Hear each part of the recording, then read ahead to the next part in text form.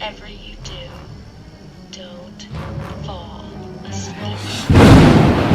Welcome to Talking Horror with Jamie and Nikisha.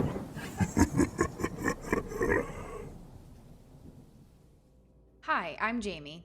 And I'm Nikisha, and this is Talking Horror with Jamie, And Nikisha.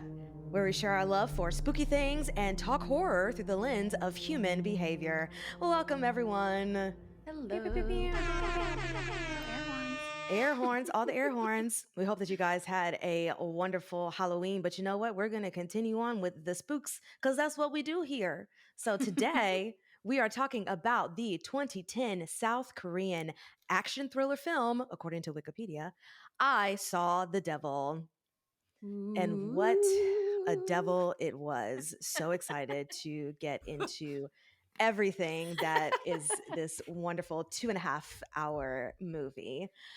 This film was directed by Kim Ji-woon, and it stars Lee Byung-hun and Choi Min-sik. Now, if you have not seen this movie, I mean, it's 2010, but please go. It's streaming on Hulu as of now. So watch it and then come back and listen to us discuss it. And Jamie, please tell us about all the trigger warnings in this movie. Oh boy. I mean, if there is any trigger warning you can think of, it probably exists within this movie. Yes. There are a lot of insides on the outside. There is a lot of, assault, physical assault, but also sexual assault. A lot of murder, a lot of murdering of women predominantly, cannibalism, guillotines chopping people's heads off. Oh my gosh. Lots of body parts that are removed from where they're supposed to be. Also, like stepping on things that hurt your feet. Achilles. That's a big one. All of the I don't awful wanna talk feet about and that leg scene. No. injuries. If there is a foot or leg injury that you find triggering, it is in this movie. Yes. You know what's Such a crazy? The specific fact thing. that in the midst of everything you just said, I forgot about the cannibalism. Yeah. There's so That's, much like, the going least on. It's like, disturbing oh part. yeah. Yeah. Well, yeah. Oh gosh. Before we get into everything, producer Brian here, before we get into everything, we have a very special guest today who was the one to suggest this movie because I don't think the three of us had seen this before today. No. This was a new one for us. Mhm. Oh my god! We, I didn't we know will that. choose movies like when we ask for your suggestion, we choose it based on if we've seen it or not because we love being introduced to something by a guest. And today, Wow, I'm so sorry I put you guys through that trauma. no, it was okay. Great way to get to know Listen, you. we were choosing between Martyrs and this, so it was. I give you two tragic options. Yeah, totally. But we are so thrilled, beyond thrilled, to have you know her as Horror Chronicles, and we now know her as Sydney Resendes. Did I get that right? Sydney, like Said Sydney Cindy, Prescott. but Wait, what did I okay. say? Cindy. No, I did not. Oh, I know your name. I was so focused on getting the last name right. This is so wildly embarrassing. I do this every time. I have another podcast where I say the name wrong every single time, and I practice it for an hour before. And the like straightforward down the line part of your, I don't know why. You psych oh, wow. yourself up. You psych yourself up too much. I know. It was all in my head. It was all in my head. I saw the devil. But Sydney, thank you so much for joining us. We are literally so happy to have you on the podcast today. Thank you guys so much for having me. I'm happy to be here, and I'm really happy. I try to introduce everybody I know to this movie, so I'm really happy. And again, I'm sorry. I hope it was worth it. I mean, let me tell you, it was definitely an entertaining watch. It's a I'm excited ride. for all of us to get into it. Sorry, go ahead, Yeah. Brian. Oh no, I was just going to now I'm all up in my head that I'm going to say every single word out of my mouth is going to be wrong. But that's okay. So why don't we just like so tell us quickly if you can like what your Oh, we're both wearing Salem shirts. How fun. Look at that. Oh, we're Nice. wearing the same like Stop it. that's so funny. It And was you can meant only to see be. that if you're watching on YouTube right now. That's true. Yes. Oh. I love that. I don't have a cool hood though, but it's fine. That's great. I like the stitching on yours. Anyway, yeah, follow us on YouTube. Hi, YouTube. And you can also find us, of course, on TikTok, Twitter, Instagram at Talk Horror Pod. Yeah, Cindy, tell us a little bit about your relationship with horror. I know you've told us, you said on TikTok a lot that like you grew up watching these with your dad. Mhm. Like, can you, talk a little bit about how it has influenced your whole life? Yeah, so I literally like to say I came out of the womb watching horror. Like it was just a staple all the time. And I didn't realize until I was like a little bit older that like 4-year-olds don't watch Texas Chainsaw Massacre. Like it's not like a regular thing. Like I literally had no idea because that was just like completely common for me. So it just very quickly became a very like a comfort thing. Mm. And again, I've just been kind of surrounded by it my whole life in like the best way possible. So I still love it. I've never gotten sick of it. I don't ever foresee myself getting sick of it, and met some really cool people along the way on TikTok and whatnot. So Yes. yeah, Do you have a been a wild favorite? ride. Do you have a favorite subgenre? Ugh, it's tough. I'd say the subgenre that scares me the most is possession horror. Mm. Mm-hmm. So for sure, that's like the one that actually scares me the most. So Cool. it always Yeah. gets me. Yeah. And can you talk a little bit about the specific content that you put on TikTok? Of course, everyone needs to check her out, but just for people who may not know what your TikTok is about. Yeah, I literally talk about all things horror, anything and everything. Horror books, horror movies, all different subgenres. I do a segment on like true crime and psychology to kind of mix the two together. Yeah.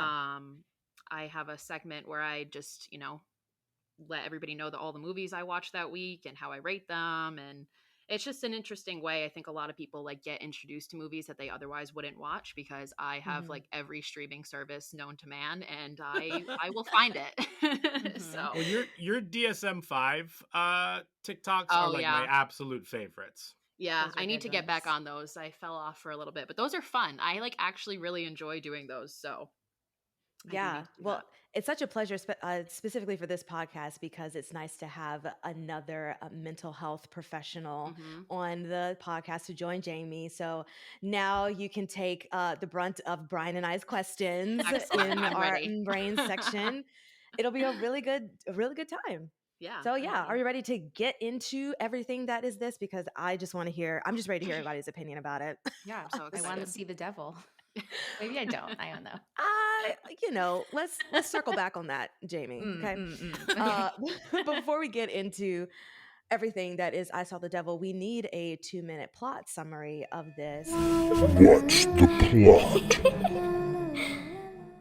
And I believe Sydney is the one that is going to give that to us today as our special guest. Very excited. Fit in whatever you can. Believe me, you will not do as bad as any of us have done in the past. That is absolutely true. Okay, So I think I'm Brian ready. is going to time you Yeah. and he'll give you the go ahead. All right. 3, 2, 1. All right. This movie comes out swinging. Within the first 10 minutes, you witness this absolutely brutal murder of this young woman. After she is on the phone with her fiance, she gets stuck. She gets a flat tire. She's waiting on a tow truck, and she just gets absolutely senselessly murdered. So fast forward, there's an investigation. They find her body, and it turns out that her fiance, unfortunately for the murderer, is actually a CIA secret agent and has this insane set of skills. It's basically just like Taken on crack, like just to the a millionth degree. And essentially, what happens is who we call the good guy, who is the agent, the fiance of the woman who was murdered, just begins this game of the most brutal cat and mouse that you will ever see. He hunts down the killer, and just when you think he's going to kill him, he never does. He almost gets like addicted to this like hunting. He becomes the hunter, like 1 the minute. hunter. Okay, the hunter becomes the hunted in this movie. So it just goes through the whole saga between the two of them, him hunting him down, then him letting him go, and then him hunting him down and then letting him go. And it just is the most visceral, brutal experience you'll ever have. And then we meet some more villains along the way, including a cannibal, which again, that is actually like the least disturbing part of this whole movie, if you can believe that. But eventually it boils down to this absolutely tragic ending. Should I give away the ending here? Yeah, go ahead. Totally. So it boils down to this absolutely tragic ending where the bad guy ends up getting away and then proceeds to go attack the good guy's father-in-law and murder his sister-in-law. So he let him go and all these people got harmed, and it ultimately comes down to him killing the bad guy, but then he gets away and he cries and you realize that he didn't win. It didn't matter. It was all for nothing. Yay! Excellent. Now we've Excellent, all excellent. seen the devil. Oh god. That was a lot harder than I thought it was going to be, honestly. And that's the plot. Wow. Yeah. What we find is that each of us, depending on what movie it is and who we are, get obsessed with like a certain like scene. So like Yes. all of a sudden, like 2 minutes have gone by, like, oh, I didn't get past the first Like, 15 shoot. minutes of Yeah. this movie. Yeah. Like if I had This is described 2.5 hour movie. totally. If I described this, it would have been like 10 seconds left. And I was like, oh, then they find a head in the swamp, and yeah, Yeah. yeah, And you're only in 10 minutes in. yeah, Yeah. totally. Gosh. Yes. Absolutely. Okay, well, let's get into everything that is I Saw the Devil with our first segment, likes and gripes. And now our likes and gripes. Now, Sydney, I want to start off with you, but I want to ask the question, who introduced this movie to you? How did you find this? Give us that history and then tell us why you suggested this. So, pre me having a TikTok, I had a Tumblr back in the day. Ooh, And it was called, Yes. I was a big Tumblr girl, and it was called Horror Movie Confessions. Mm. And I Mm. started it. It was the same thing, like same reason I started my TikTok. I just, love horror, wanted to find some like-minded people. Ended up with 30,000 followers, which was a huge deal back in the day on Tumblr. And I'm very grateful for that because I got introduced to a lot of movies through that process. So this is actually one of the movies that I was introduced to back then. So I watched this movie. This movie came out in 2010. I probably watched it in like 2012, at which point, how old was I? 18, 17, 18. So no movie has ever affected me like this movie has affected me. Like, I'll never forget my first experience watching this. It was just so crazy. And I've watched it like a ridiculous amount of times since. I just think I personally think this is a perfect movie. But that's how I got into it, and it's very underrated. And that's why I try to talk about it as much as I possibly can and get as many people to watch it as I possibly can because I think it deserves all the love. Yeah, absolutely. Okay, can you get into like specific likes of this movie? It seems like you don't have any gripes with this, since you said it was a perfect movie. But can you I give us a little more don't. details of what you really like about this? Oh, absolutely. Yeah. So it's very rare for me to not have gripes with a movie, but I truly cannot pinpoint anything about this movie that I don't like. I think one of my favorite parts, because you really realize how ruthless this movie is going to be. And again, it's in the first 15 minutes. And it's when, the villain, obviously you see him like attack her in the car. And then there's that beautiful imagery of him like dragging her across the snow with all the blood. And then you just see her in a bag and you're like, oh, she's dead. But then she jerks and she moves. And then there's that like interaction between the two of them where she looks at him and she's like, please don't kill me. I'm pregnant. And like you see something in his face for a second and you're like, oh. And then all of a sudden he just stabs. No thought, nothing behind his eyes. And I think that's the moment where you realize just like how psychotic the villain is in this movie and like what you're dealing with and what's going to happen. And again, this happens within the first 15 minutes. Yeah. So that personally for me was like, holy shit, we're going down this rabbit hole and this is just gonna get worse. Like this is happening in 15 minutes and I have 2.5 hours of movie left. Like what are we going to get into? Yeah. So crazy. So that's like a very monumental scene for me. And then another really like huge scene for me is the first interaction between the villain and the special agent, secret agent, however you pronounce his name, but the good guy.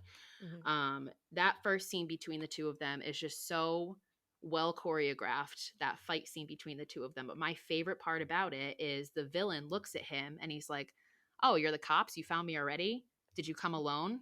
You have no idea who you're messing with. And it's great watching this movie again because you know how much of a badass that guy is, and you're Mm. like, oh, he's trying to like intimidate him, and he has no Right. idea what's coming for him. So that for me is a monumental scene. And then just like the way that whole fight scene plays out, and for a minute you think he's gonna kill him, and you're like, what the heck is gonna happen in the other 2 hours of this movie if he's gonna kill him now? But he doesn't. Yes. And it's just, that scene again is just so bloody and just so visceral, and you're like, how else could this guy possibly torture him? And you quickly find out that there's a lot of ways that he's going to torture him. Mhm. So yeah, I could talk about my likes of this movie for 2 hours. Yes. So. But those are like a couple scenes that stick out. Well, you brought up a great point because definitely in my watch of this, when the CIA agent finds the kidnapper, the murderer, I clocked it at about almost an hour in, and thought to myself, what is about to happen in the next hour and a half if they are Mhm. already face to face right now? So I definitely did not know what I was in for, but that definitely stood out that there was so much more time left. Yeah. What is happening? Jamie, do you want to do your likes and gripes? Yeah. No, I felt really similarly where I was just like, where is this going? And Mhm. like really not being able to, even though we have the tropes of like revenge horror, it still was kind of unpredictable of like exactly how everything was going to fall into place.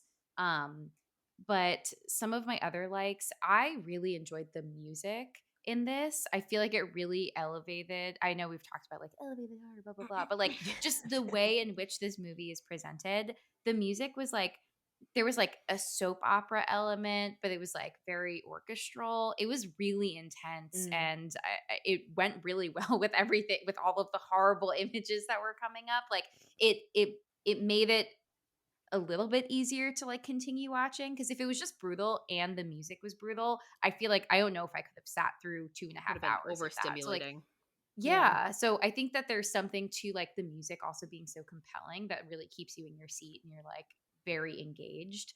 Um I mean, it's not really a gripe. I just like can't do leg injuries. I Mm. took a bunch of like ridiculous notes while watching this, like no leg injuries, please. I truly, or I also wrote, this guy breaks wrists so easily. He was like, So I easily. don't remember how many wrists he broke, but like he was just like So crack, crack, many. crack. It was like so easy. I feel like it shouldn't be that easy to break all of my bones, but like I'm not in the CIA, so I really don't know. Um, what else? Oh, another point that I mean, I really I hid behind my hands watching the Achilles tendon, but what really really got me was the face ripping open when he like tries to Yeah. yoink open. Honestly, it reminded me of Great. Mirrors, I which I haven't Yep. thought about since I saw that movie because I hated that scene so much. I was like being re-traumatized actively watching this. So that was awful. But yeah, like this movie was like just so visceral and like relentless in the brutality nonstop. And I really wasn't expecting that. And they are focused in on the violence really intensely. They do not break away. And yeah, I was like really having a hard time staying fully engaged, like taking all of this in because it's so grotesque, and Mhm. they are like, this is what you're watching. And really, I mean, thinking about what's the different, like what is the line between these two people, like obviously that's the thesis statement of this movie. Mhm. And yeah, I think that's why they're not shying away. It's easy to like, justify the good guys behaviors if we're not also seeing the brutality, but like because we're seeing it, it's like, yeah, what is the difference between you two? Like you are, everyone's telling you the same thing, but like it's harder for you to really internalize this until you finish your revenge plot to realize that like what was the point of all of this? Like you're traumatized, you've now traumatized a whole mess of other people Innocent on Mhm. people have top been of that. killed. Yep. Yeah. Yeah, and like all of these, I mean, like the killer's family watching him get beheaded at the end. I'm like, oh my god, like all of those people have PTSD. That Mhm. kid now The has kid. Yeah. Mhm. PTSD. Oh man, it was just like so many people were affected by Mhm. this, and it's not wholly the CIA agent's fault. Like murderers be Right. murdering. That's not cool. Murders be We should murdering. probably stop.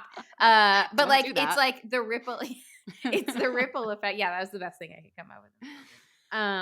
But think there were when- also there were some lines that I really, really liked. Mm. From "We found the head," screamed out loud in a crowd full of people. Maybe not the best course of Not action. okay. That was a gripe that I had. I was like, why would you actually scream that out loud? Yeah. That just doesn't seem appropriate for an officer of the law. Yes, To be I had fair, that written down. He also tripped and it rolled out. Like, watch where you're going, buddy. That's what I was gonna say. I'm like, way to Tripping in the crime traumatize scene. everybody around you. Like, Yes, are you kidding me? Everyone. That scene was chaos. Everybody's running to the Oh my water. God, yeah. Why is everybody Oh. want to see this? I was so stressed. I was like, how long have you been on this job for? Like, what are you It's literally what are day you one. doing? Truly Yeah. day one. And then I also really enjoyed "Who Broke Your Balls?" That was That was hysterical. fun. And I Yes. liked the fact that there is some like comedic relief sprinkled in Yeah. here Mhm. because like it is when- a Yeah. heavy movie. Like when the cannibal's trying to pull the screwdriver out from his hand and the handle only comes off. That's funny. That's really Yeah. funny. I also like one point where the villain, I think after like their first fight, he says something like, "This bastard's a complete psycho," and it's like, are you not looking at yourself? Like, Yeah. really? Yeah. Really. So ironic. No self-awareness. But that's a really eye-opening scene too. I think a scene between when the villain's there with the cannibal for dinner, and the Mhm. cannibal's like, "Oh well, he's just like us. He's enjoying the hunt. He's a psycho like we are," and it kind of like puts it into perspective where you're like, "Oh shit! Like I'm kind of on this guy's side." But when they put it like that, what's the difference here? You know? Right. Mhm. Exactly. Yeah. But no, I overall, like, I didn't have too many gripes. I really liked a lot of the lines, and yeah, I think what I would say is like tell people to have a comfort movie after this, something Absolutely. warm and cozy to kind of recover. Find Yeah, your it really millennial did. comfort movie, throw on a goofy Yeah. movie or something, and then Exactly. Seriously, this one honestly just like every time I watch it, it just leaves me feeling like numb Mhm. Yeah. inside. Even I Yeah. keep going back and watching it because I love it. Like I love when That's fair. movies have devastating endings, when horror movies have devastating endings. I think like that's how they should be. And this is one of the most devastating endings to me. And that's one of my likes is that, like the whole beheading scene, obviously his family witnesses it. It's tragic, it's disgusting.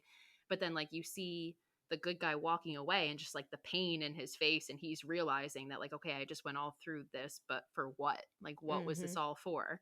And you Mhm. don't end with any like, you end feeling very hopeless. It just Yes. is a very like hopeless, numb feeling. Yeah, there's no real resolution. Mm-mm. Nobody is happy at the No, end. nobody wins, right? Yeah, exactly. Yeah. I also Yeah. if Oh. Jamie, go for it. Oh no, I just remembered something disconnected from this, an actual other like that I had, which was that car taxi scene. I don't know why I said car taxi. Taxi is a car. The taxi scene where they like all start attacking each other and like the camera's like encircling around blood's them, flying and yeah, everywhere. the blood just squirting everywhere, and I'm like, who's attacking who? What is going on? Chaos. I really like that. Yes. Yeah.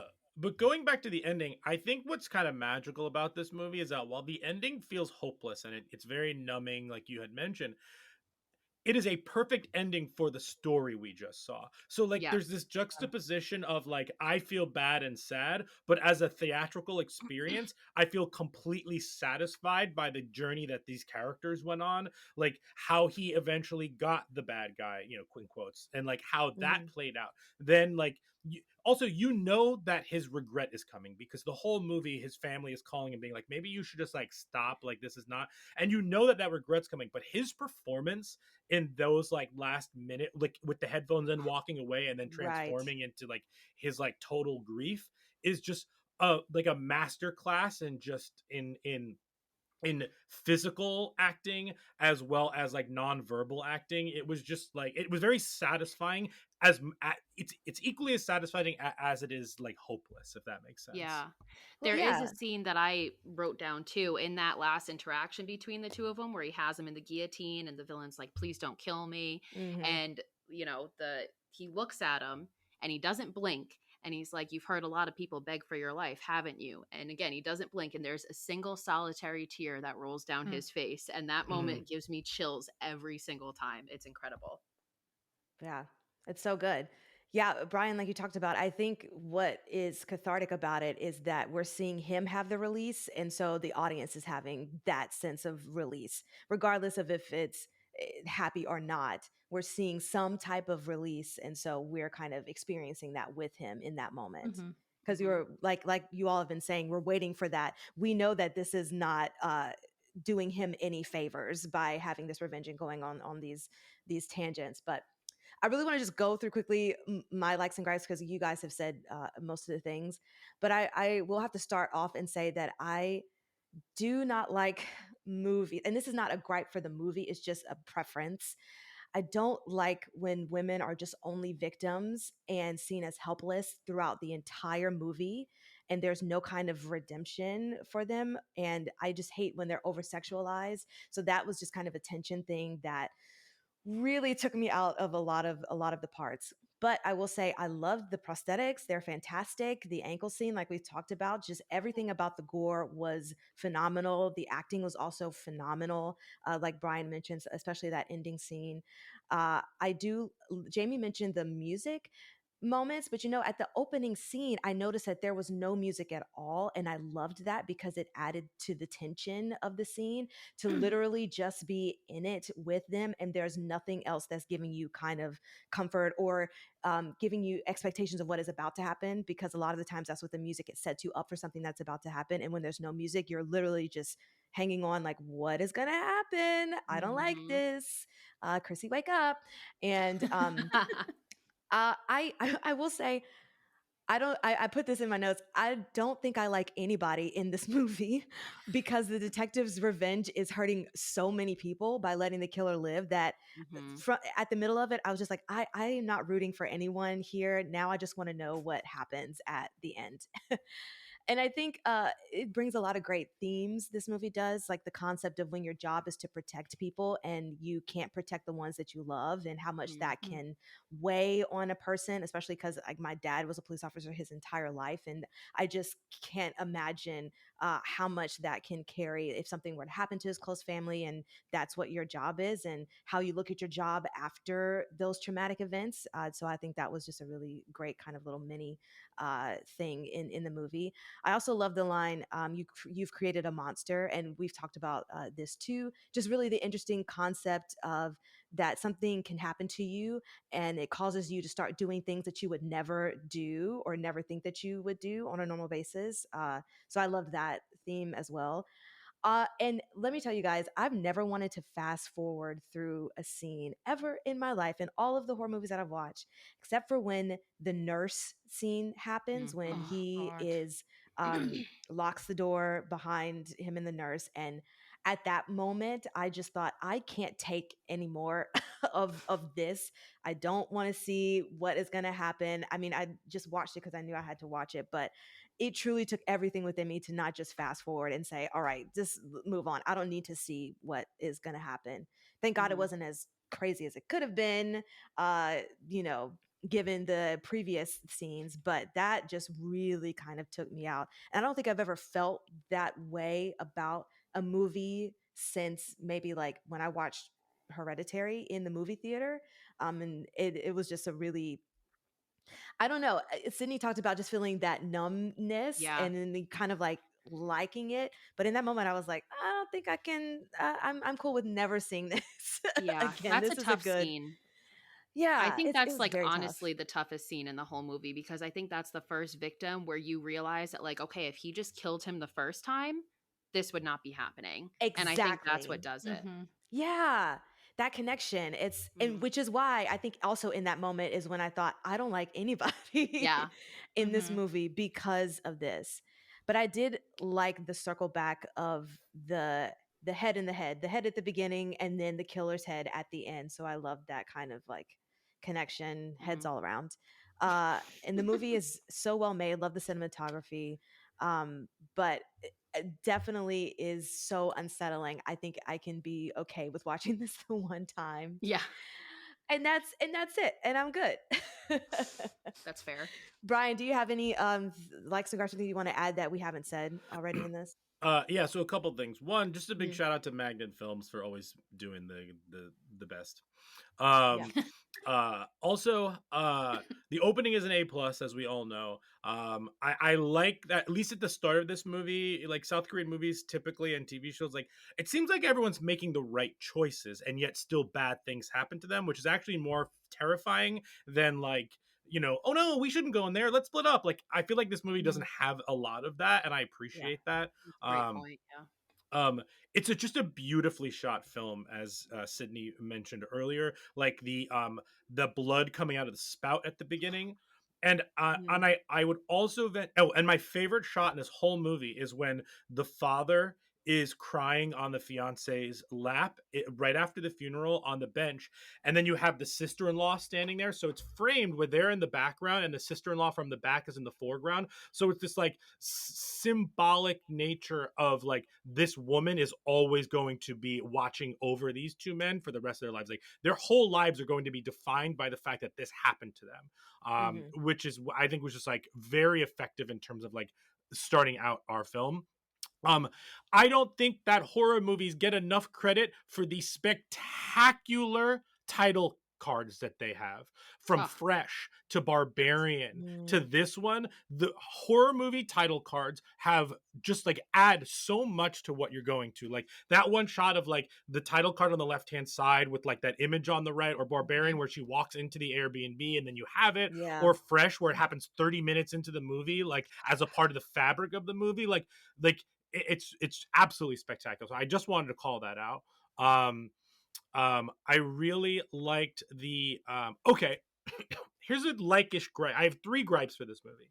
One, I I like that he is all over the serial killer, the villain is all over the place. Meaning that like he's not this like excellent like Dexter type of serial killer. Like the Mm. ring gets out of it. Like he still has a bloody floor. Somehow, I don't know how, the head is just like got away from him and is like burying bodies. I would have maybe liked to a little bit more on kind of like how he managed to like lose a head unless he's burying them in there. Like that kind of was a Mhm. leap for me. The second gripe leap for me is, how is he one of the four people? Like that they thought, like Suspects. Yeah. the leap from the fact that he was one of the suspects seemed a little bit big for me. Like I want, like, was there not enough evidence? Did he get away? Was he called in for something? Why would they know he was in the vicinity? Like why is he Right. still working with kids on school buses if he still has, like, I also don't know like the South Korean law. So like obviously that could be something I'm totally missing, but that felt like a jump. Again, this movie is so excellent that like those little things, like in the long run, like don't actually matter to me, but like Mhm. those bother me. Likes, I loved the two lines at the beginning when the cops are like, "Stop taking pictures, you call yourselves humans." And then later on, the cops say, "Seeing scum like them makes me sorry to be human." Like, I kind of like Mhm. how the cops in this, or at least like the secondary cops, if you will, are kind of like the Greek chorus in a way, where they keep having these very specific lines about like what it means to be human. Like, are the paparazzi the humans? Are we? And then we take that into every scene we watch. um, I really enjoyed that. I love that he gave himself 2 weeks. I love a timer on a movie. Like, there's nothing better than like running the clock down, even though he found, Yes. and that's why, Sydney, when you mentioned like, oh, you found me in 2 days, like the cops would never do that. Like, Yeah. I really appreciated that because like he knew we'd find him pretty quick, and then he left the rest of the time. Similar to us, wait, there's 2 hours left in this movie. Like, similar to us, it's Mhm. like, no, I've got a week and a half left to torture you. Like, I appreciated that. Um, I like that the movie showed as the movie goes forward, it shows more and more violence. So at the beginning, you really see the initial violence to her in the car, and then you see like the chop and the blood spatter on his face, but you don't see him like pulling them Hmm. apart. So I appreciate kind of like the fringes of what he's doing, and the scariest part is like creating with your own mind. Um, on what It Jamie made it said about worse. it, yeah, totally makes it worse. And if just a shout out to Shudder's 101 horror movie moments. The first 10 minutes of this are on there, and they actually do a wonderful Oh, job of nice. talking through like what makes the beginning of this pretty special. Um, uh, another gripe. That rock was not heavy. That was clearly like a foam rock. Uh, This guy's out here snapping bones with yeah, like, no. yeah, And then yeah. yeah. Yeah. I love that transition where he's like, I don't know where this guy is, and then it pulls away from like the apartments wherever he is, and then has that uncut shot essentially to like the woman waiting for the bus stop. Like he's here, like we're Mm. all living in the same vicinity. I really appreciated that in terms of how it like set up where they are. The greenhouse scene was great. Uh, Stopped him. Oh, I think of the part of me thinks that he's delivering these bodies to his friend so that his friend can eat them. Like I kind of created that in my Mm. head. Mm-hmm. I like that this movie doesn't treat us like idiots. For instance, we have to figure out along with the serial killer in the taxi that like he's not actually the taxi driver. And then when he opens the trunk in the back, like that's the taxi driver they killed because they're going on whatever spree they want. Like I Mm. Something I want to bring up about that scene, I don't want to cut you off, but I No, was go thinking for it. that, and something I did not realize until maybe my third time watching this movie is the guy in the back seat of that taxi scene is the fourth victim that he never gets to. Or I mean the fourth suspect that he never gets to. So you remember he was Whoa! before? It's the fourth suspect. Oh. So it's like he still gets to him in some way. So it's a really cool Wow. Mm. little part That's about Wow. awesome. Mhm. Um, Yes. Another like is I like that the phases of this film are very clear. Like almost like a time loop movie where like it gets reset. Like, okay, now he's waking up again, and now we have X, Y, and Z information, X, Y, and Z information. Let's see how this next half hour, 45 minutes goes. Because it Yep. also having that structure in our head allows us to, for me, to accept more of the gore because I kind of know what's happening. Okay, at the end of this segment, he's going to attack an innocent person. We're going to feel bad because like he should have just killed him initially, but now this poor nurse is going to have trauma the rest of her life because this guy just couldn't like pull the trigger and wanted to torture him. But then he's going to come at the last minute, be here. Like I like the repeating of that because it really elevated it every single time. A lot of the score felt like sound effects, like knocking against stainless steel, like these like I liked that in addition to what they were giving us. The handle pull I mentioned, and yeah, I I I really enjoyed this movie. It was really beautiful. It was gory, but you know the juxtaposition of all the beauty of it was there too. The themes were there, but like again, it's a hard watch. Like I'm not pretending like I was there for 2.5 hours, being like, "Let's go!" Like I was very much like, "Oh no, this will be my first and last time for a while at least." Yeah. I mean, if you were like really excited about it, I would It's be concerning. reconsidering, I- our relationship a Sure. bit. Please, Jamie, it's like Yeah, blink that is once if you concerning. need help. Yeah. You know. Yeah, I turned to you during the movie like, I don't even know who I'm rooting for anymore. This is great, yeah. Oh, I gotta go. Yeah. Right. Yeah, I Jail also saw The immediately. Devil and I loved it. Oh my god. Also, about that nurse scene that was just killer is the fact that the CIA agent turned to her and was like, "Hey, he's gonna need to be bandaged up. So like, come back here Mhm. and fix him up so that he can be put back out in the world and get hunted again." And it's like, this is But you're that killing also me. shows how he's not taking anybody else's feelings into account because like you just Mm. walked in Fair. on him assaulting this woman and then you're going to turn and tell her like, "Oh, fix him up though." Like that's just so Yeah. heartless and just so cold and it really just shows you like what the death of his fiance did to this man. Right. Yeah. Right. Which is a great transition into our brains section.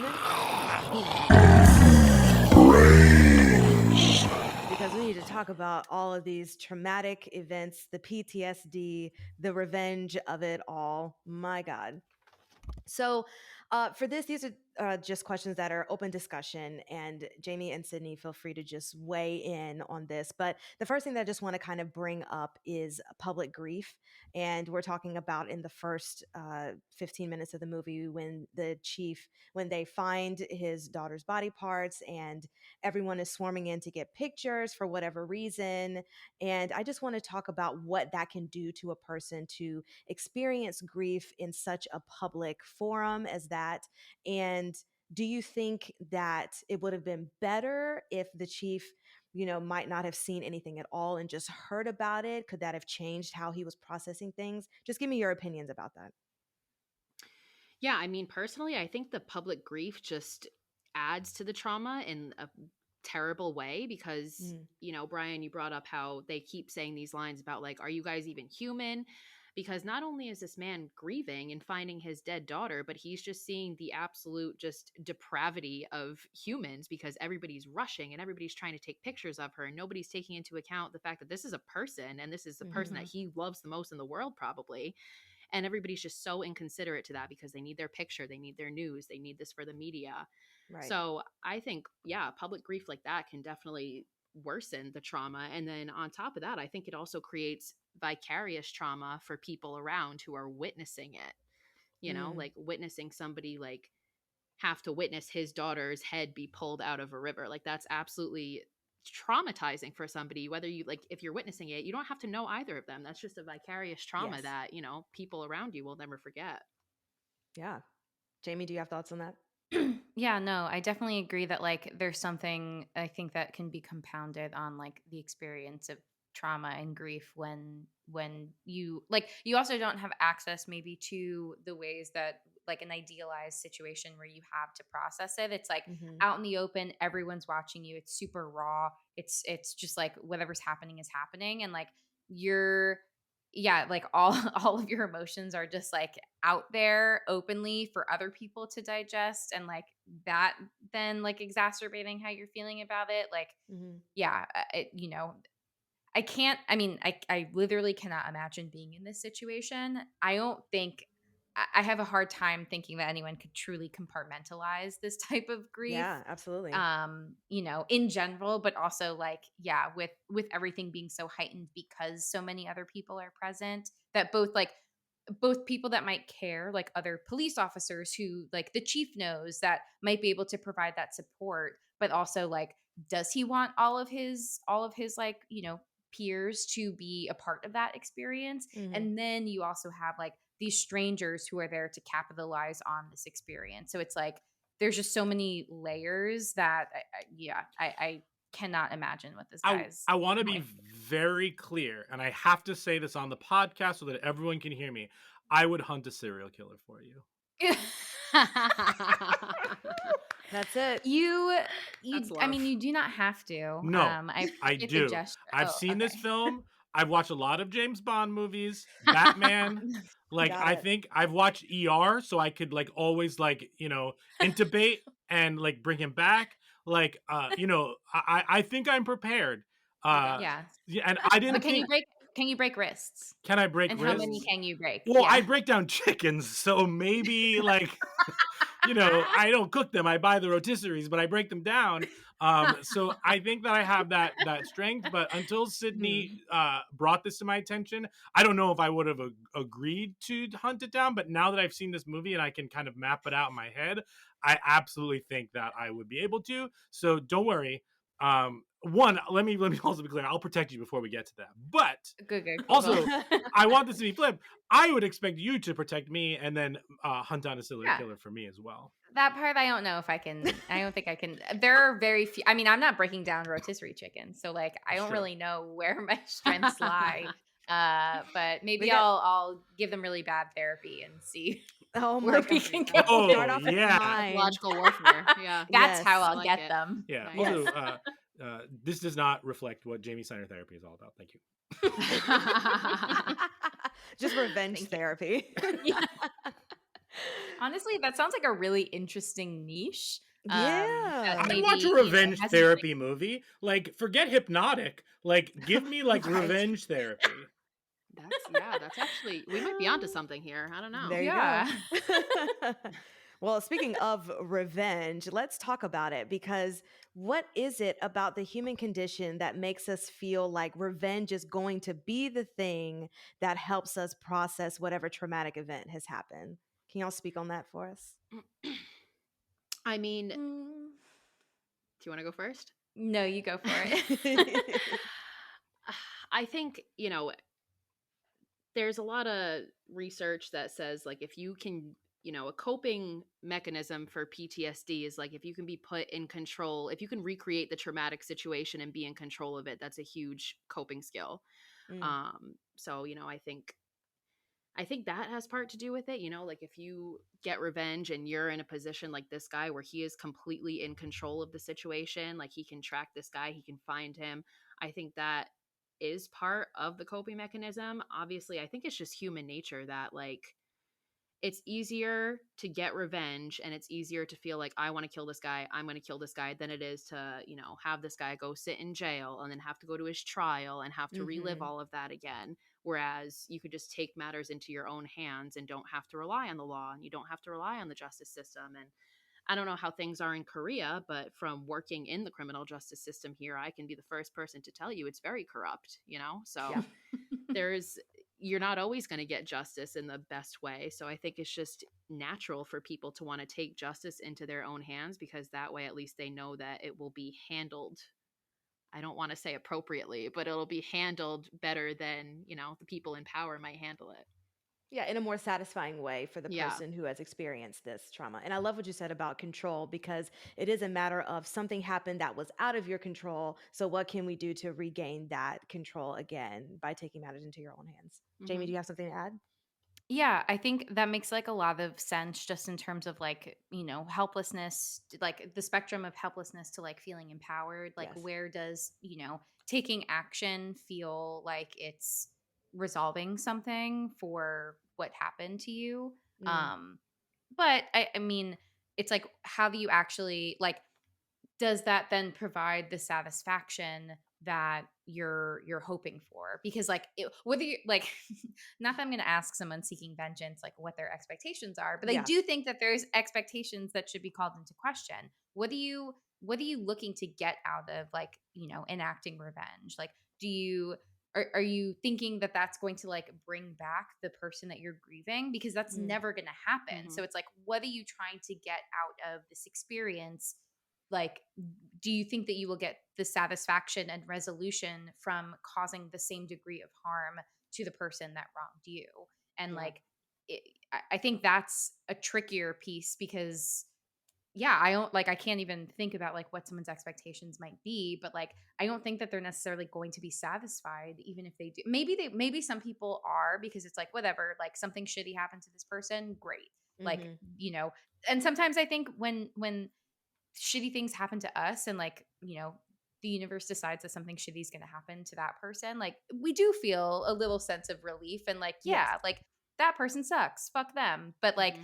you know, I think it's also about like how much attention we're giving to somebody else versus ourselves. And like I Mm, know that's something that we've talked about before, like how to cope generally, like putting energy into yourself versus putting it on this other person. Like this other mm-hmm. person is still there. Some of the lines that he says, like, talking about can't become a monster or like becoming a monster to fight the monster. But there was a line he says at the end where he's like, I'm gonna live no matter what.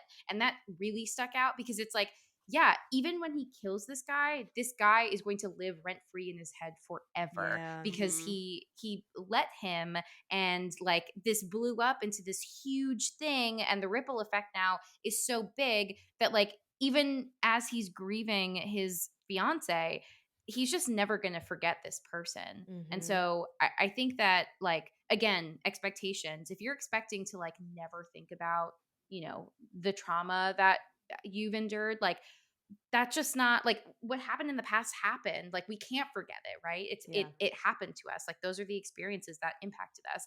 How much do we want it to control ourselves, like now, in the here and now, and in the future? Like those are the things that we do have control over. So I don't know if I really answered the question, but I really went on a tangent. Oh, No, that's great. This is parlor talk with Jamie. yo, yeah. All right, I'll put in a Yeah. parlor talk. All right, give me a second. I'll write down the timestamp. That was a parlor talk. Come, sit, have a drink.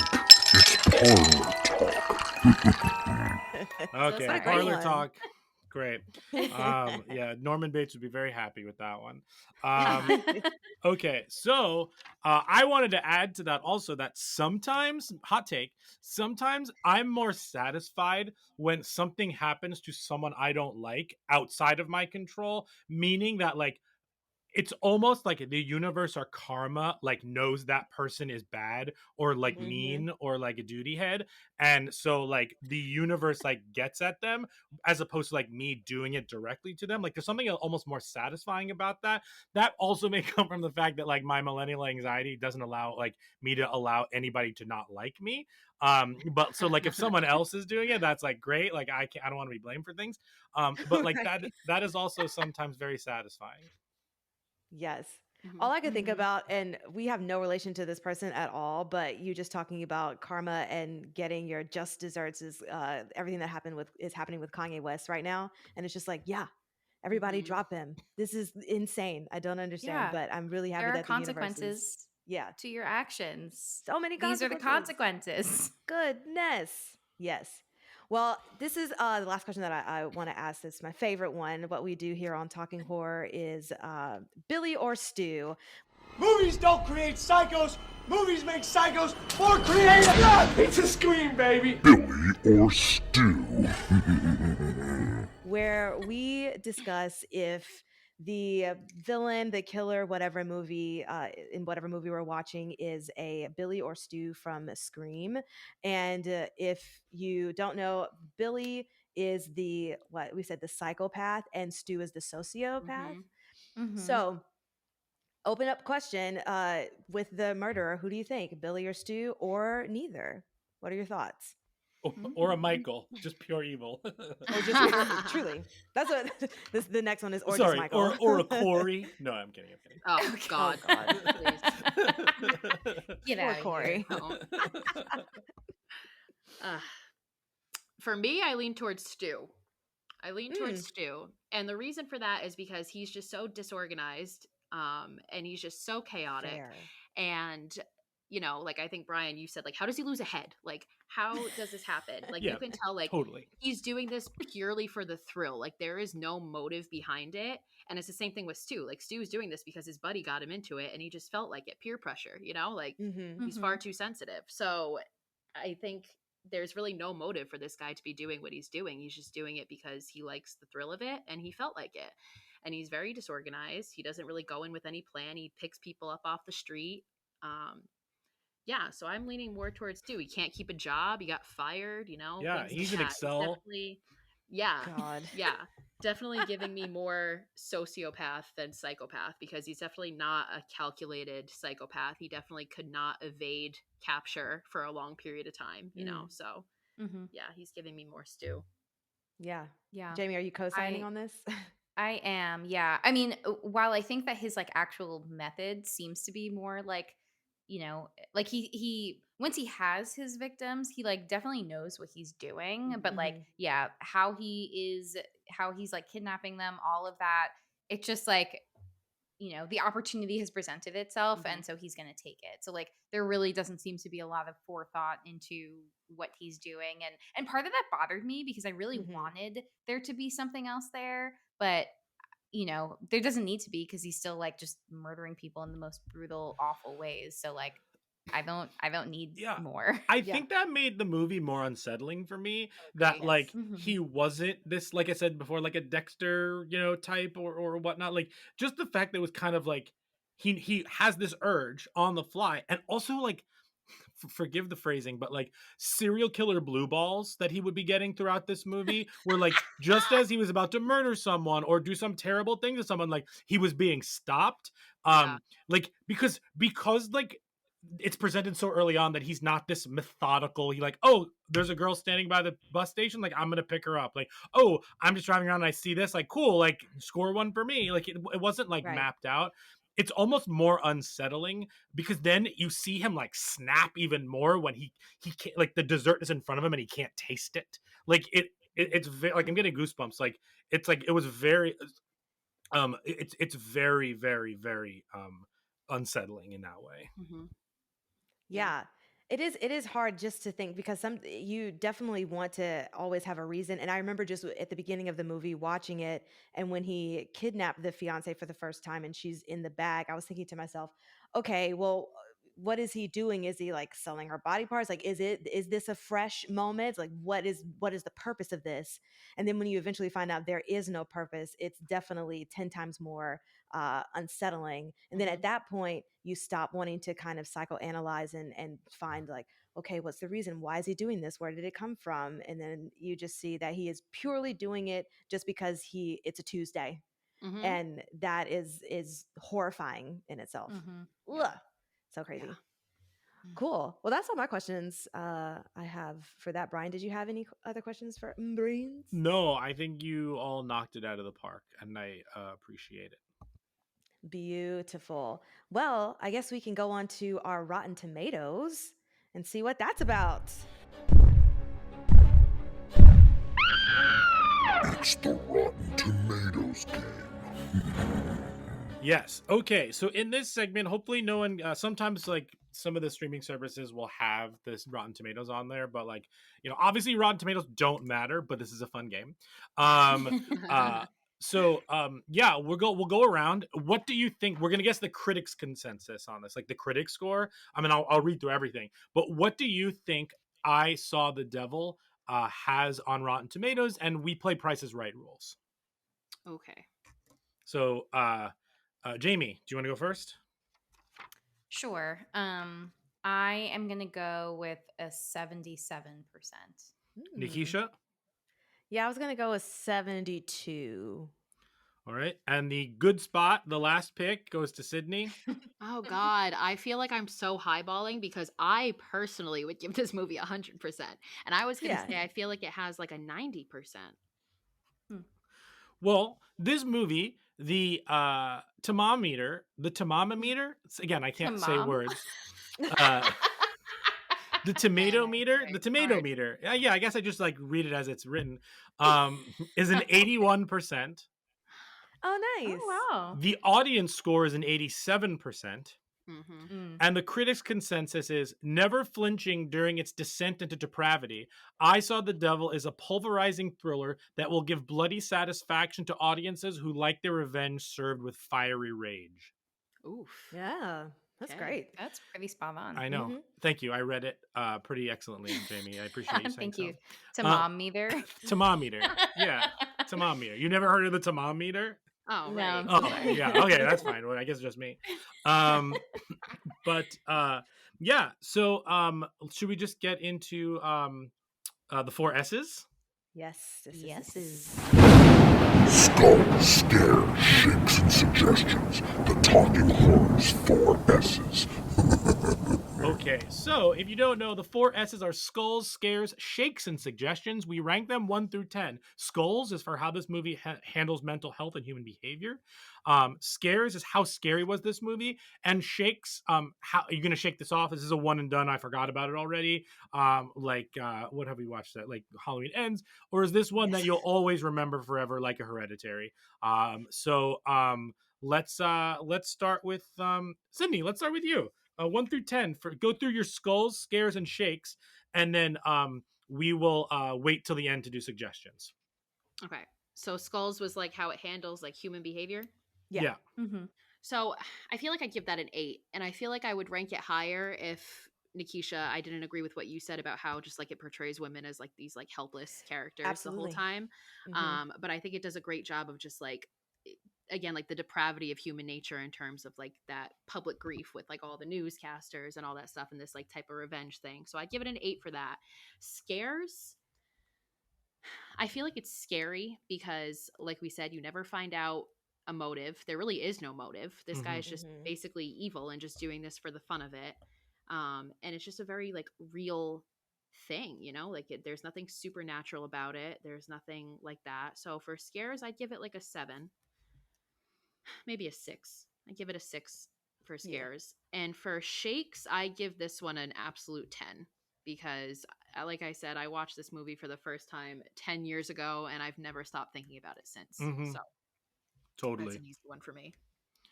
Jamie. Yeah. Here's me adjusting all my scores in real time based on what you're saying. Me too. So for skulls, I'm gonna give it a 6. And I feel like part of that is because like I truly want to believe that people aren't this ruthless and awful in the world. So this just might be my optimism kicking in. But again, also I feel like when people are so deeply impacted by like a horrible trauma, like I've come face to face with like seeing people who have experienced awful trauma and like yeah, all of these things that they're going through, like this is very real, just like seeing this guy process all of this and like, you know, taking it out on this person, but like man, watching him break down at the end just like was very very very real. For scares, I gave it a 6 cuz it's just very, it's not like jump scare scary, but like the brutality is like truly unwatchable at sometimes. And it's so, again, visceral and awful and blah. So that is, that sound blah is Blah. why I give it a 6. And then for shakes, I am giving it an 8. I mean, there will have to be very specific situations that I will recommend this movie to people, Sure. but with like a whole bunch of trigger warnings. But I mean, I'm never gonna forget this experience, and honestly, like I have been trying to intentionally steer clear of like revenge horror tropes because of like it's typically featuring like people of color or women who are being, you know, attacked and abused in a variety of ways, and like I'm kind of over it. But if there's like one that I'm like, hey, if you want a one and done, this is absolutely it. I'm not going to forget this experience. Nikisha. Jamie, did you say 6, 6, and 8? Is that what your scores? Yes. Okay, those are my exact same scores. we're just on the same wavelength. We are, for all of the same reasons. I will never forget this movie, which is why my shakes are up so high, and definitely with the scares and tension. 6s. So yeah, 6, 6, and 8 for me. All the same reasons. I have Skulls. I have a 7. I think it loses points for the portrayal of females, but it gains a lot of points for that last sequence where he cries out, because in that moment you just see how much work that the movie did for you to get to that point and like really empathize with him and like feel things and not feel things at the same time. So that's a 7 there. Scares, I give this an 8 because it was very unsettling, and I can watch anything. Like I like Bone Tomahawk, like all that stuff. Like I have no problem watching gore horror on movies unless you touch people's ankles. I don't know why. I don't know why. Like sometimes on like TikTok, I'll like be scrolling and all of a sudden I get like a weird like sports injuries medley, and I'm like, no, why are you serving this to me? Like that Achilles scene, I don't remember the last time I looked away from a movie. And that Achilles scene truly was the first time in a long time where I actually turned my head and then turned my head back to see if it was over, and I caught the whole scene. Tough. And then this is a 10. I just won't forget it. Like I just won't forget it. Like I've seen so many dumb and good revenge horror movies or just revenge movies, and this one stands out because it's doing something a little bit new. It does it in a very different way, and it's unrelenting about how it does it. Because I feel like a lot of movies don't end the way that this one does. It's always like, well, you know, I'm gonna sit back in my chair and smoke my cigar on the porch, and I've done it. You know, like this one is like, oh no, he's not gonna do that. So that's mine there. Also, the only time I would ever rewatch this movie is if Sydney came on again, and we did a part 2. Yeah. Wow, I'm so honored. Thank you. I think that's it. Wonderful. All right. Suggestions. Who wants to go first for suggestions? Again, suggestions is you're in Walmart, you see I Saw the Devil, and then you flip it over and it's a 2-pack, and this is on the back. Well, since we've already said it multiple times, and I had this on my list, Fresh for sure. I will put that in the 2-pack, but also 7 because you know heads rolling. So Yep. and if you want a revenge movie, because when Brian was just talking about revenge in general, but you don't want horror, watch Do Revenge. That's a cute movie. I have another movie that if you guys haven't seen, it would absolutely traumatize you. So I'm so sorry, but Old Boy, another Korean revenge horror film. That starring is him. Yes. Yep. Yeah. My first thought. Um, people usually don't classify that as a horror movie. Like anytime I say it's a horror movie, people are like, no, it's not. I think it's a horror movie. I will stand by that every day. It's horrific. It's terrifying. It's wild. But for sure, Old Boy. But at the same time, also, again, staying on the Korean horror, Train to Busan, because I feel like Yes. this movie emotionally destroyed me just as much as Train to Busan did, which is difficult. Yeah. That's a Jamie? good one. I realized again that like my revenge horror library is very limited for the same reasons of just like I don't want to look at it anymore. It's icky. So I just went like straight revenge. I mean, I guess it's horrible, but we mentioned it earlier, Taken. Yeah. This CIA agent has a very specific set of skills like breaking wrists. Yeah.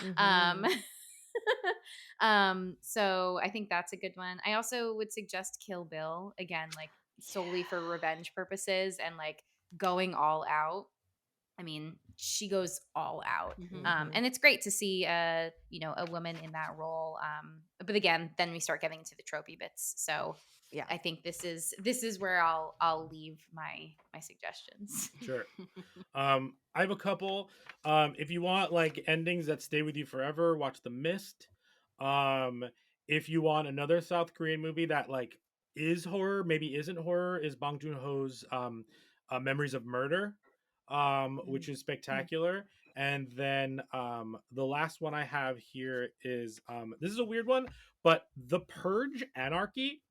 That Oh. has a little bit of a revenge plot to it. Frank Grillo is excellent, and watching his kind of trajectory about like what he's willing to do on the night of the purge is he's pretty excellent in that movie. Also, Zach Gilford's in it if you like Friday Night Lights and Midnight Mass. But yeah, so those are mine. Beautiful. Well, I think that wraps up our episode of I Saw the Devil. Thank you so much, Sydney, for coming in and Thank you, guys. chatting with us. It has been a pleasure. Please tell us where everyone can follow you on all your social medias. You guys can follow me on TikTok or on Instagram. It's horror_chronicles. Beautiful, beautiful. And you can follow us at Talk Horror Pod on the Instagram, on the Twitter, on the TikTok, and find us on YouTube so you can see all of our smiling faces and all of Brian's Funko Pops behind him. What do you have? Do you have an assortment for us today? Yeah, we got Ash, we got Bride of Frankenstein, we have the Black Phillip, we have Leatherface, and we have Sam just kind of waiting for the bus. But I was gonna say this. So now I have this thing in my head where like yeah, get it out. Now I have this thing in my head where I look for the Black Phillip moment of every movie where like you have that decision of whether you want to live deliciously or not, and it's so tempting. And I feel like this movie has it many times where the family calls him or when he stops short of doing something and he's like, there's also like, not to be confused with movies like Creep, where he can decide to leave or not. I guess you can count that because that's about ambition. Like, is he willing to stay and finish the video for ambition purposes? Like, there are a lot of those moments in movies. I just happen to really like the Black Phillip one. And I feel like this movie has a lot of that. Yeah, it wasn't really going anywhere with that. I just wanted to say that out loud. Thought. Yeah, Just had to let the thought out. Yeah, It's but great. you can find us wherever you get podcasts. We're everywhere: Google Podcasts, Spotify, Stitcher, of course, Apple Podcasts.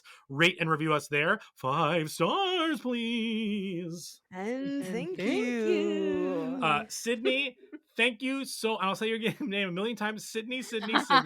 Maybe it's just my slur. Like I'm too. But thank you so much for joining us. Your content is literally some of the best I've ever seen on TikTok, and then of course on Instagram as well. Like, I just get very excited when you end up in my feed and I get to watch, your thoughts on something, or I'll favorite something or like something, come back to it after I've seen it, or I'll take your suggestions. Like, I really appreciate what you're doing there. And also, TikTok is an incredible place to see a lot of female horror creators.